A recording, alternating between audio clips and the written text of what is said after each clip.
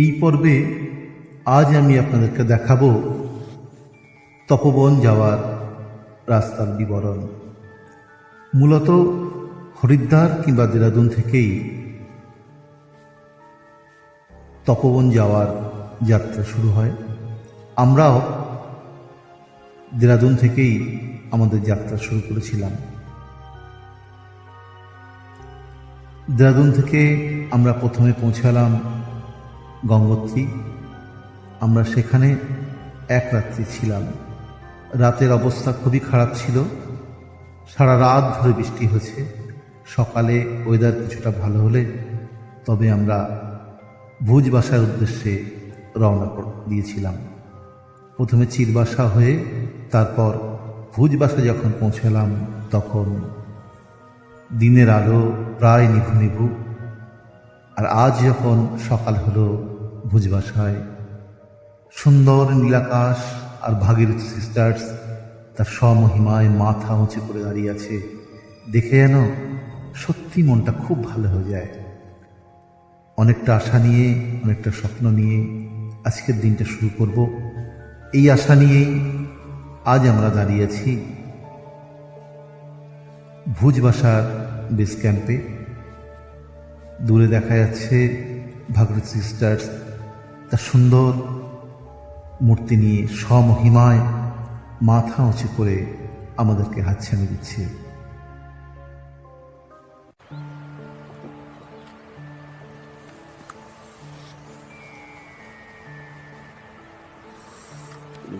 আমরা ছিলাম বিকাল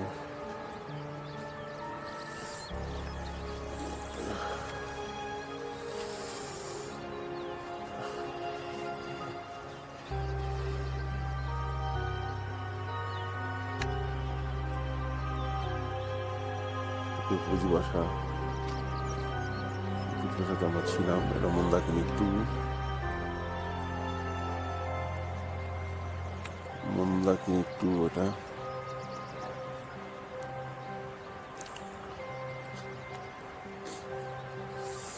এটা মন্দাকিনী ওয়ান।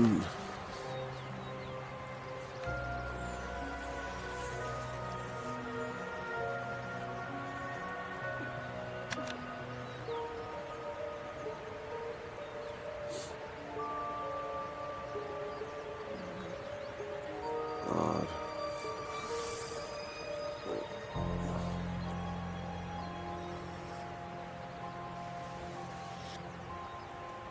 শিবলিঙ্গ চূড়াটা দেখা যাচ্ছে। কারণ আমরা কি আজকে আমরা পুরোটা দেখবো, ওখানেই থাকবো। আর এটা Mandakini sisters, Bhagirathi sisters, Bhagirathi sisters. এটা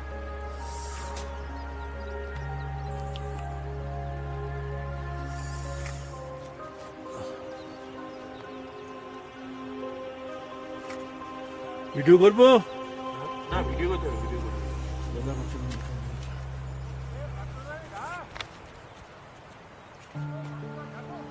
এই তো মাত্রা উঠে যাও, একবার উঠে যাও।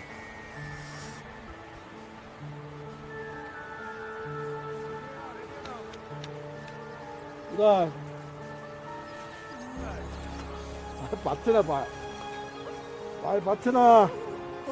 এই ব্যাগ রেখে যেতে পারবো, ব্যাগ রেখে যেতে পারবো। সুশান্ত, একটু মুখ দাও সুশান্ত। এই ব্যবস্থাটা করো তো, মুখ দেখা যাচ্ছে না। রেখে যাই, তাহলে আরামসে যেতে পারবো। হ্যাঁ, এখানে এইটা মোটাই আমরা ছিলাম টেন্টে। আর বড় কথা কি জানি, জামা জ্যাকেট পরে যাবো। ডাক্তার সর্বঘাটের ঘাটের জ্বালা কে আবার কি ব্যাগে কি বাপ্পা। কিছুই নেই, রাতে অসুস্থ হয়ে পড়েছিল, গায়ে পড়ে যাবো। এখন মনে হয় কিছুটা সুস্থ আছে।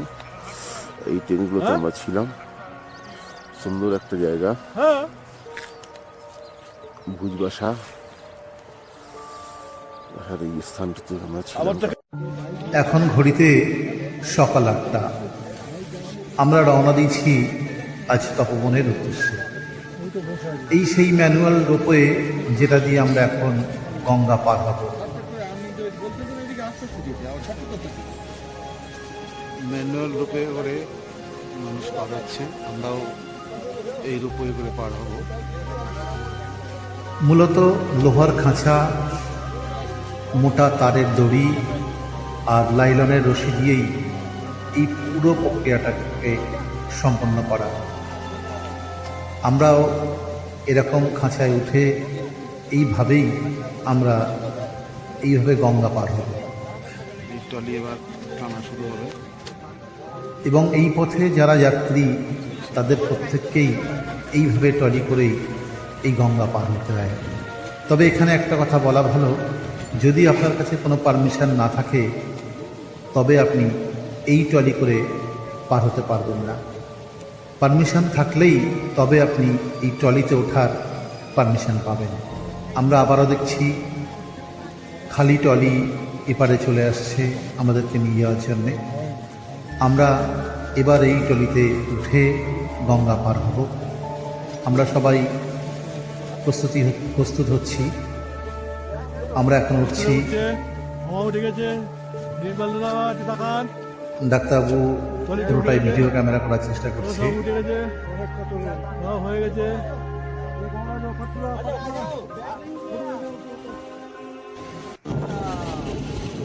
আমরা প্রায় মাঝগঙ্গায়। আমরা এখন টলিতে যাচ্ছি। এই যে আমি টলিতে, মুখ দেখা যাচ্ছে।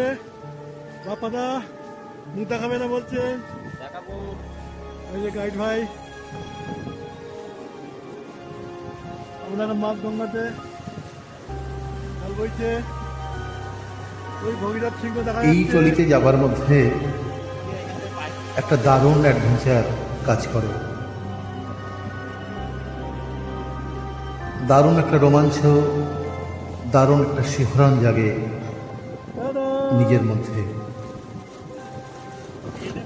বিরাট একটা অ্যাডভেঞ্চার এখানে আছে এই ট্রলি করে পার হওয়ার মধ্যে।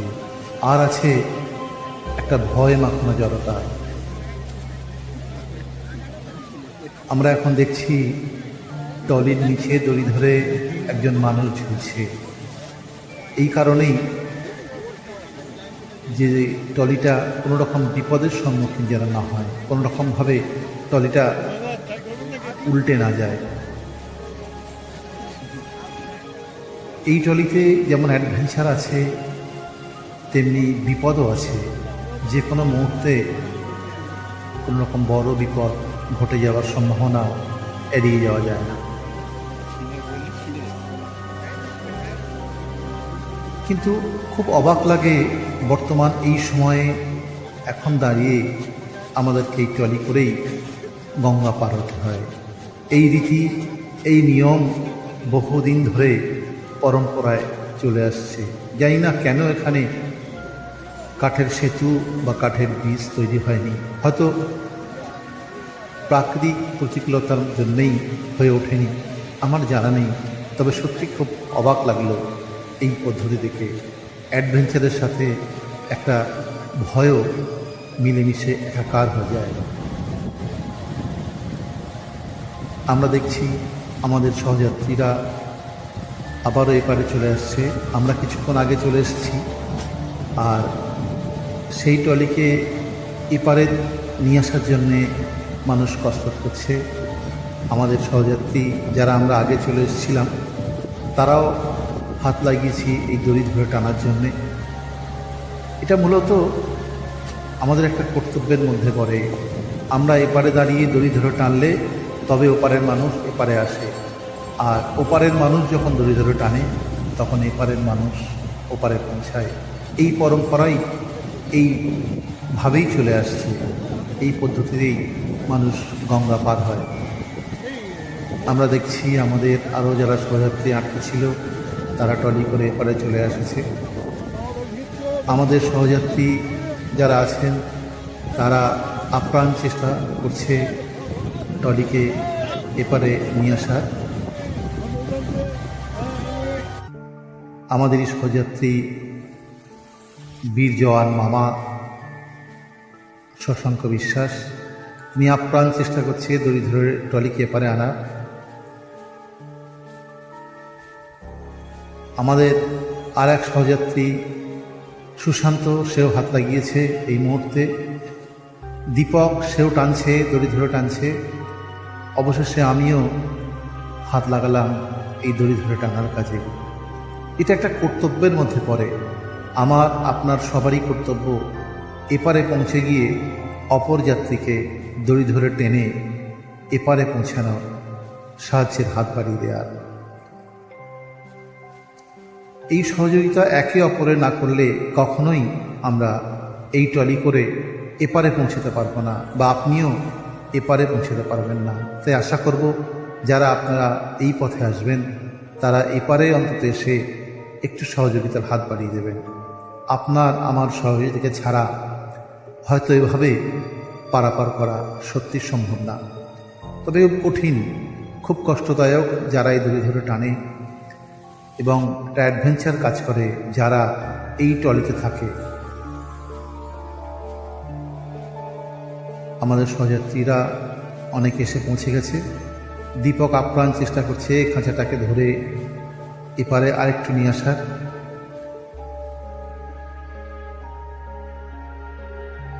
মামা আবারও হাত লাগানোর চেষ্টা করছে।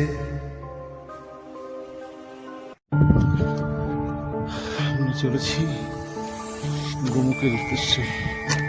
আমরা এখন গঙ্গা পার হয়ে গোমুখের উদ্দেশ্যে যাত্রা শুরু করেছি। দীর্ঘ প্রায় 8 কিলোমিটার রাস্তা আমাদের অতিক্রম করতে হবে। এই পাথুরে বোল্ডার বিছানো পথ, রাস্তা, কঠিন থেকে কঠিনতর রাস্তা, যে রাস্তা আমাদের অতিক্রম করতে হবে।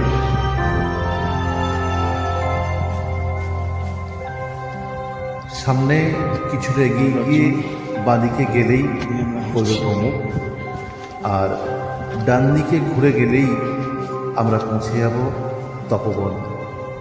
তাই আজ আমরা গোমুখে যাব না, আজ আমরা সোজা যাব তপবনের উদ্দেশ্যে। যে ডাক্তার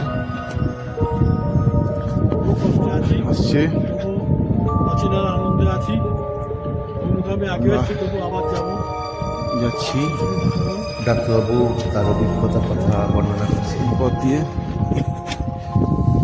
এই সেই পথ, চলছে বাবা হাঁটছেন।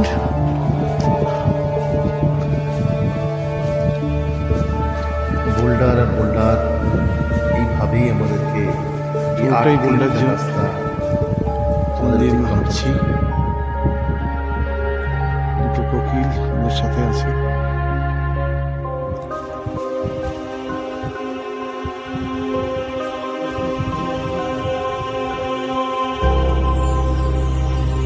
এই ডাক্তারবাবু আরো দুজন সঙ্গী আমাদের আসছেন। ওই রাস্তা পেরিয়ে আমরা এলাম। বড় সুন্দর দৃশ্য। এই দৃশ্য না দেখতে, এখানে না অচেনার আসলে আনন্দ অনুভব করে আমাদেরকে আমরা গ্রাস অদ্ভুত করছে। পছন্দ হচ্ছে।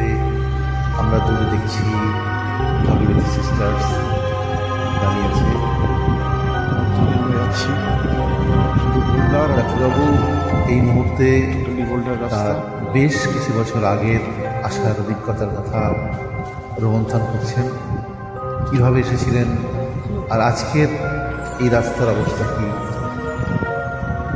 সেটাই বোল্ডার আর বোল্ডার, ডাক্তারবাবু বোল্ডার বিছানা পথ, রোমন্থন করছেন। কোনো স্মৃতি, রাস্তা নেই, চারিদিকে শুধু বোল্ডার। আকাশ আর পাতাল পার্থক্য, আগের দিয়েছেন গোমুখ আর এখনকার গোমুখের অবস্থান,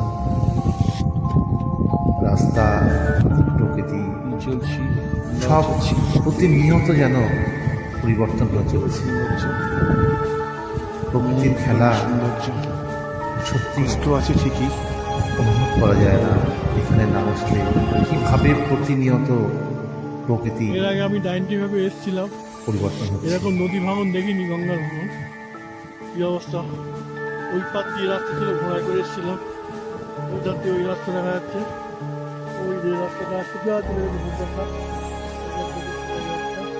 আরো পুরো বোল্ডার জোন, বোল্ডার বোল্ডার পারবে, বোল্ডার ভর্তি। ওই পিছনে ভবিষ্যৎ সিস্টার দেখা যাচ্ছে, আমাদের গাইড সঙ্গে যাচ্ছে। পুরোটাই পাথরে বিছানো এবং কঠিন পথ। বোল্ডার রাস্তা বলে কিছু নেই। এই হচ্ছে আমার রাস্তা। এরকম পুরোটাই গঙ্গোত্রী গ্লেসিয়ারের উপর দিয়ে আমরা হাঁটছি। দূরে ভাগীরথী সিস্টার্স তার মাথা উঁচু করে দাঁড়িয়েছে, আর পাথর বিছানো এই পথ গঙ্গোত্রী গ্লেসিয়ারের প্রত্যেক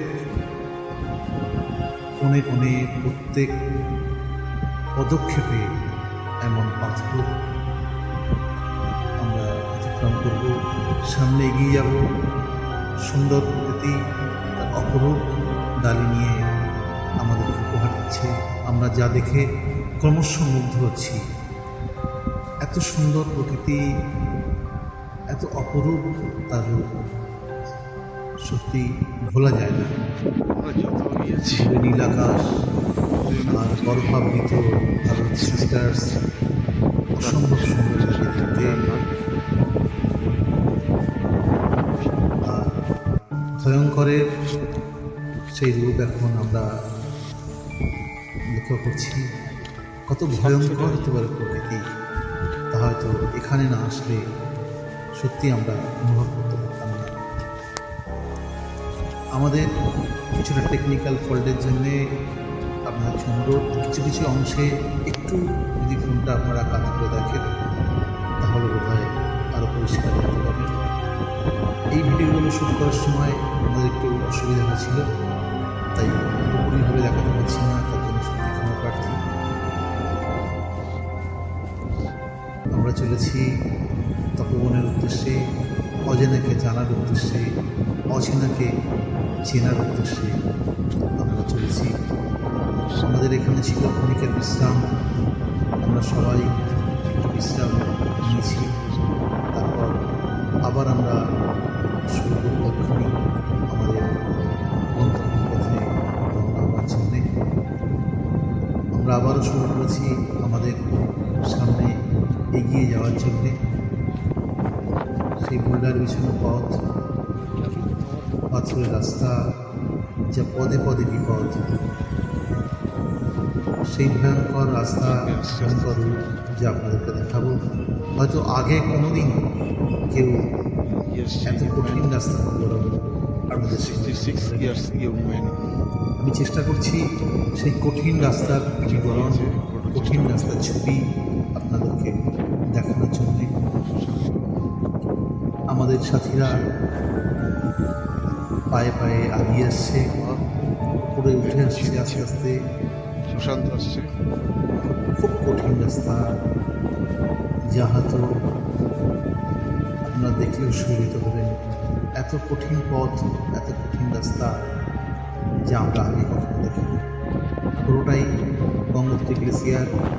শীতের সময় এখানে বরফ আবৃত থাকে, বরফে মোড়া থাকে, তাই এই সময় এখানে আসার পারমিশন মেলে না। এখন যদিও সেই বরফ নেই, আমরা এই সময় এসেছি, তাই গঙ্গোত্রী গ্লেসিয়ারের সেই বিস্তীর্ণ অঞ্চল আমরা দেখছি। অসংখ্য নদী পাথরে ভরা এই পথ। আর সত্যি বলতে কি ধন্যবাদ জানাই আমাদের এই কোটার ভাইদেরকে, যারা না থাকলে আমরা হয়তো এত উপরে এসে এত বিপদসংকুল পথ পেরিয়ে আমরা এই তপবনে এসে আমরা এত সুন্দর পরিষেবা পেতাম না। এদের অক্লান্ত পরিশ্রম আর এই দুর্গম রাস্তা পাড়ি দিয়ে আমাদের পরিষেবা দেওয়ার জন্যে এরা নিত্য প্রস্তুত। তাই আরও একবার ওদের উদ্দেশ্যে ধন্যবাদ। আমাদের সাথীরা আবারও চলেছে। দেখুন কি ভয়ঙ্কর সেই পথ, কি ভয়ঙ্কর সেই পথ। একটু সামান্য যদি আপনারা মোবাইল দিয়ে দেখেন তাহলে বুঝবেন কি ভয়ঙ্কর, কি ভয়ঙ্কর সেই রূপ। দূরে আকাশগঙ্গার জল কলকল শব্দে নিচে গড়িয়ে আসছে ঝর্ণার মতো হয়ে। এই জল যদিও পানযোগ্য, আমরা এই জলই পান করছি বেশ কয়েকদিন ধরে। আর কীভাবে একটার পর একটা পাথর বিছিয়ে আছে, আমরা সেই পাথরের উপরে পা দিয়ে দিয়ে আমরা সামনের দিকে এগিয়ে চলেছি। ভয়ঙ্কর ভয়ঙ্কর সুন্দর এই দৃশ্য। এখানে না আসলে সত্যি এই ভয়ঙ্কর রূপ, প্রকৃতির যে ভয়ঙ্করতা, তা হয়তো আমরা সত্যি অনুভব করতে পারতাম না। আমাদের জীবনসাথী কিছুটা বিশ্রাম করে নিল, আবারও আমরা এগিয়ে চলছি সামনের দিকে। দেখুন কি ভয়ঙ্কর রাস্তা, রাস্তা বলে কিছুই নেই, কিছুই নেই। গাইড যেভাবে আমাদেরকে পথ নির্দেশ করছেন, আমরা তার কথা অনুযায়ী আমরা সেইভাবে আমরা পথ চলছি। পুরোটাই বোল্ডার বোল্ডার, যে কোনো মুহূর্তে বিপদ, যে কোনো মুহূর্তে বিপদ। একটা পাথরে পা দিয়ে যদি সেটাকে স্লিপ খায় তাহলে একদম সোজা নিচে আসতে হবে। প্রায় 90 ডিগ্রি অ্যাঙ্গেল এই পাহাড়, কঠিন থেকে কঠিনতম ট্রেক। আমার জীবনে কিছু ট্রেকের অভিজ্ঞতা আমার থাকলেও এত ভয়ঙ্কর ট্রেক আমি সত্যি বলতে আগে কখনো করিনি। আবারও ক্ষণিকের বিশ্রাম আমাদের সাথীদের। আবারও আমরা রওনা দেব সেই অজানার উদ্দেশ্যে।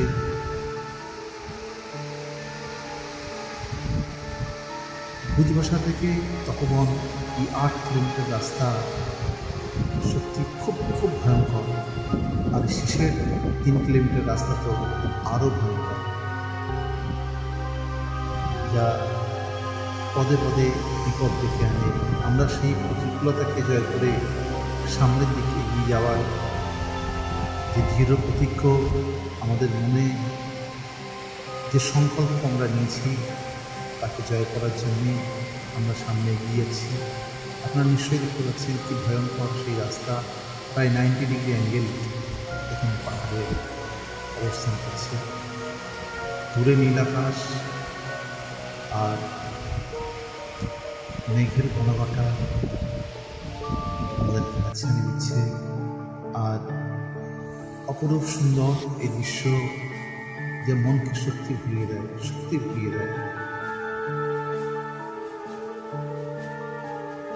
আকাশগঙ্গা কলকল শব্দে বলছে, দূরে নীল আকাশের গায়ে শ্বেত শুভ্র পাহাড় যেন ঘুমিয়ে আছে।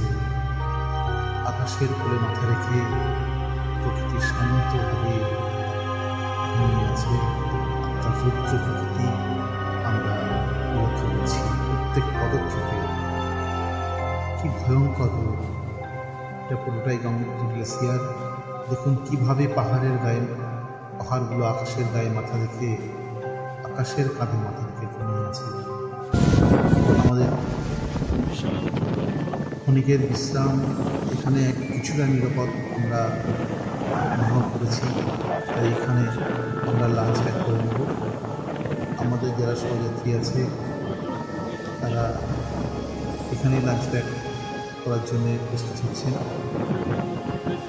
যে খাবারটা আমরা আপনাদেরকে নিয়ে এসেছিলাম, আমরা এখানে বসে সেই খাবারটা খেয়ে নেব।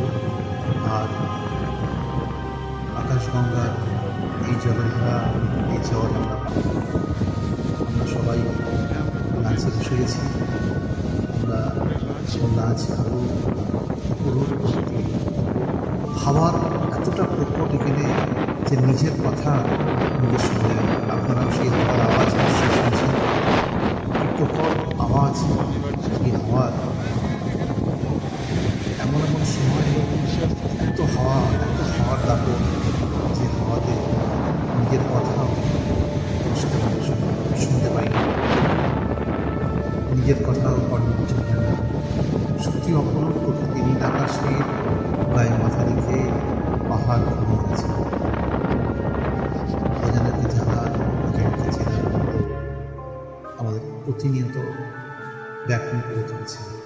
আর এখানে আমরা দেখেছি এক ধরনের পাখি, আমাদের ওখানে অনেকটা কাকের মতো দেখতে, কিন্তু এদের ঠোঁট কিছুটা লাল, কিছুটা হলুদ। এই এত উপরে, এত নির্জনতায় এরা আছে খাবারের সন্ধানে।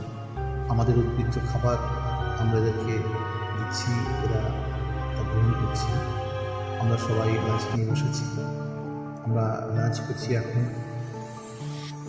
কিছুটা নিরাপদ জায়গা বলে মনে হয়েছে। পাহাড়ের কোল ঘেঁষে আমরা বসে একটু ক্ষণিক বিশ্রাম আর আহার সেরে দিচ্ছি। তারপর আবার রওনা দেব আমরা আরও দূরে, আরও উপরে, আরও কঠিনতম রাস্তা। পুরোটা রাস্তা শিহরণ জাগানোর মতো, আর প্রত্যেক পায়ে পায়ে পথ, পাশ দিক খেলেই বিপদ। তাই খুব সুন্দরবনে খুব সাবধানে আমাদের গাইডের সহযোগিতায় আমরা এই তপবন জয় করার পথে এগিয়ে চলেছি। শ্রীরাজবাগ আমাদের সবারই লাঞ্চ কমপ্লিট হয়ে গেছে।